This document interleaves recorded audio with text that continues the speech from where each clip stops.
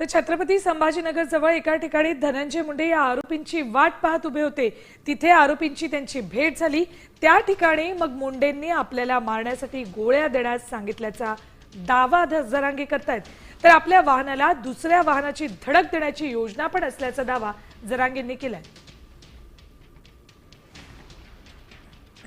असा उल्लेख केला त्यातल्या त्या आरोपींनी, असं काहीच व्हाय ना, तुम्ही मला गाडी घेऊन द्या।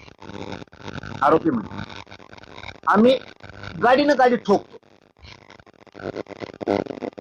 मग हे म्हणला नवी देण्यापेक्षा गाडी, धनंजय मुंडे म्हणला नवी गाडी देण्यापेक्षा माझ्याकडे जुनी आहे आणि बाहेर राज्याच्या पाचवी,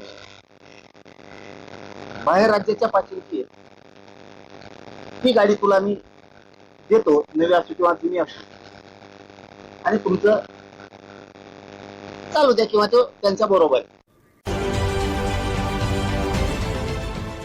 देश विदेशातील प्रत्येक घडामोडींचे लाईव्ह अपडेट मिळवण्यासाठी आता साम टीव्हीच्या सर्व सोशल मीडिया प्लॅटफॉर्मला लाईक, फॉलो आणि सबस्क्राईब करा। तसंच सर्व नोटिफिकेशनसाठी बेल आयकॉन प्रेस करायला विसरू नका।